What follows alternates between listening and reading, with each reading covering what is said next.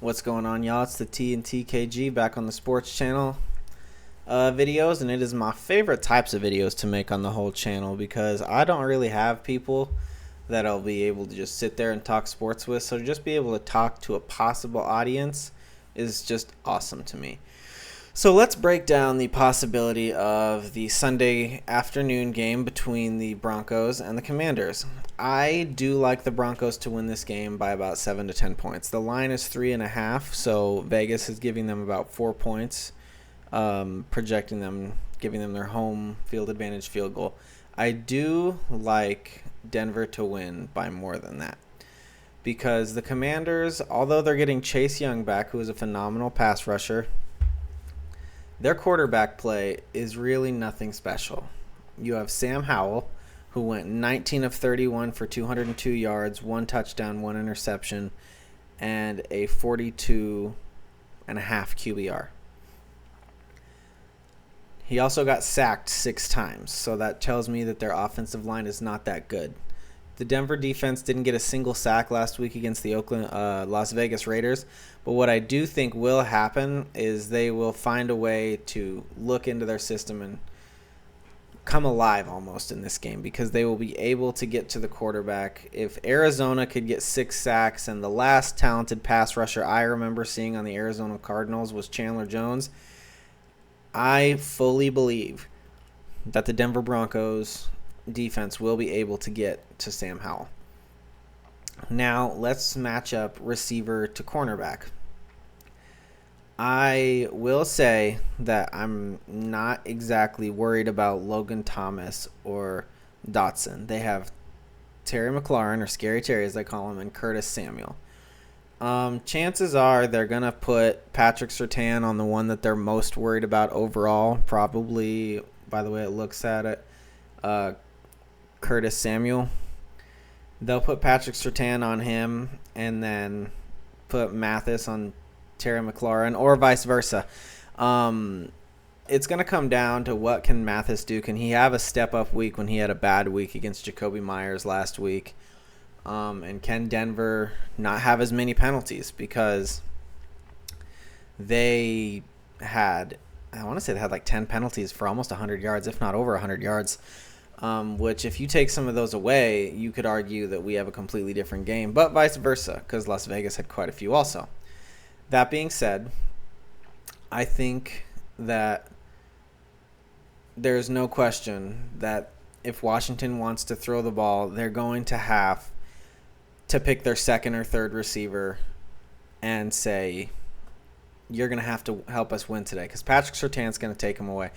Patrick Surtain last Sunday had 20 single coverage reps against Davante Adams, and he won that battle. In 6 targets on him, he allowed 2 receptions for 11 yards, had 3 pass breakups, and that pass interference, which didn't even lead to a touchdown. It led to an interception. So no points were given up by Davante Adams, and I don't even think Davante had a touchdown last week. Yeah, no, they kept Davante Adams outside of the end zone. Jacoby Myers, who is also a talented receiver, he was the go-to guy in New England for Mac Jones, I believe, for a little bit. And then he came to Las Vegas, and here we are. That is the 2 touchdowns that the Raiders got last week. That being said, I do very much think that the Broncos are going to win this, and they're going to control the game. Javonte Williams had 13 carries for 52 yards and a long of 11 yards. P. Ryan had 8 for 41, and Russell Wilson had 1 carry for 1 yard because he was scrambling out the way. So that's 22 carries for 94 yards that the Broncos had.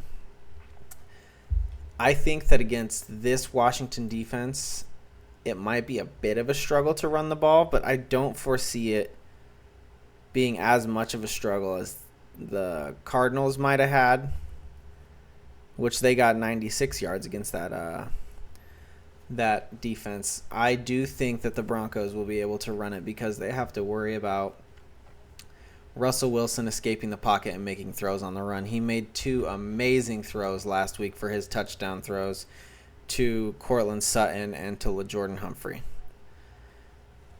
And people can say what they want. It's a game of inches. But they're going to say that they had short little plays and all kinds of stuff like that. And that's where all their yards came from. If man, if he could have, if Philip Dorsett could have just kept his feet in bounds on that play, then we have a completely different game, because that was almost that. There was so much green ahead of him. That's guaranteed pretty much a touchdown, if not points. And the Broncos just had some bad luck with kicking. They don't have Brandon McManus anymore, who I believe would have made all of those kicks. But I mean, I'm not the coach. I'm not Sean Payton. I'm not the Broncos. I do like Brandon McManus, and I didn't agree with them getting rid of him. That being said, what's done is done. So I think that this Broncos offensive line is going to step up and play better this week, because there's always the week one jitters. And even though the Washington Commanders are getting Chase Young back, I think that they're going to be able to do a lot better on him than they did on Max Crosby. Max Crosby is a solid, amazing Pro Bowl defender.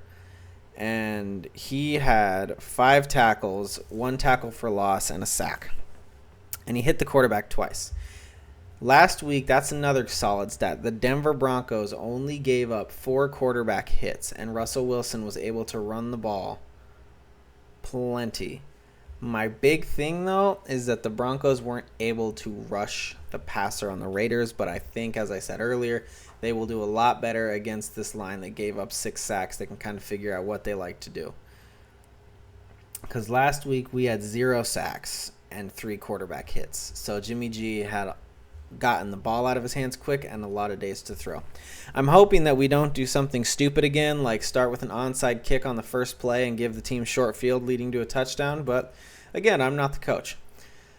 I will say that I think the Broncos probably win this game somewhere around 27-20 or 27-17, something like that. If anything, the Commanders might get a late touchdown during garbage time when it's really not as close as it looks. Like if the Broncos are up 27-17 and then, with 50 to 40 seconds left on the clock, they get a touchdown.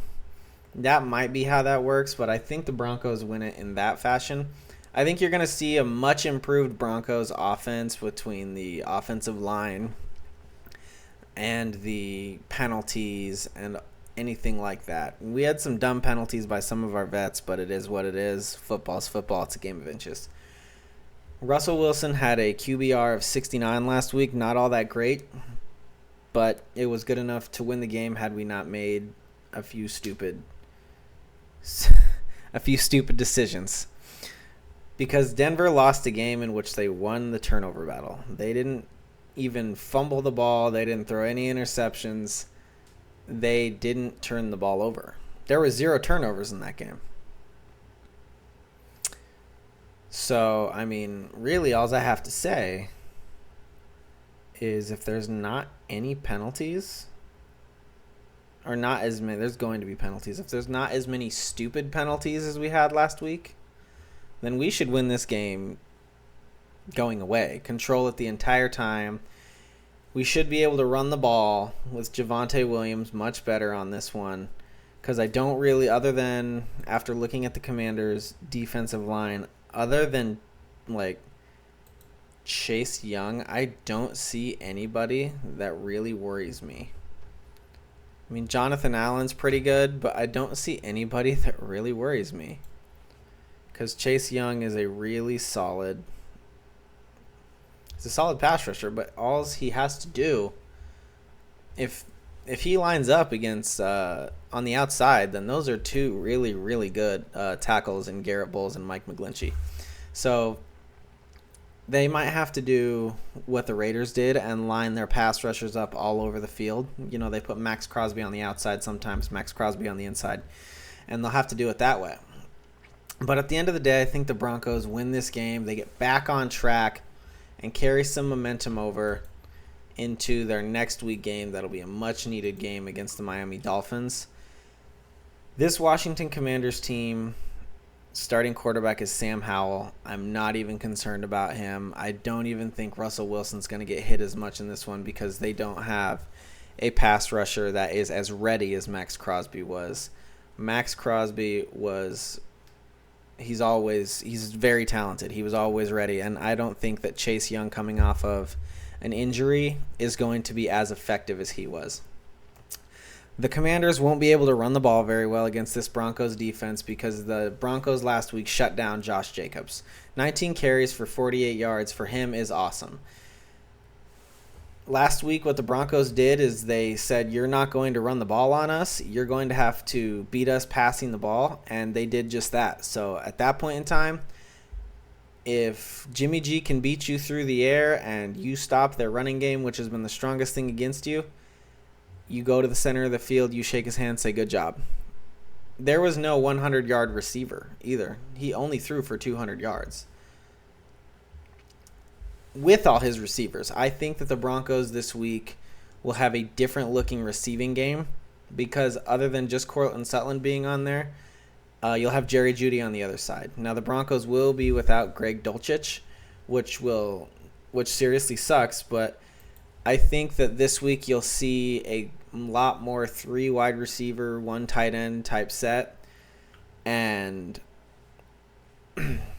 that'll be his set to put up numbers. You know, you'll have either the second best corner on Jerry Jeudy or the second best corner on Courtland Sutton, depending on how you want to run things there. And then you've got little Marvin Mims, who's going to be awesome in the slot or could be on the outside. He'll go up against the third string, in which he did when they played the Rams, and he lit them up.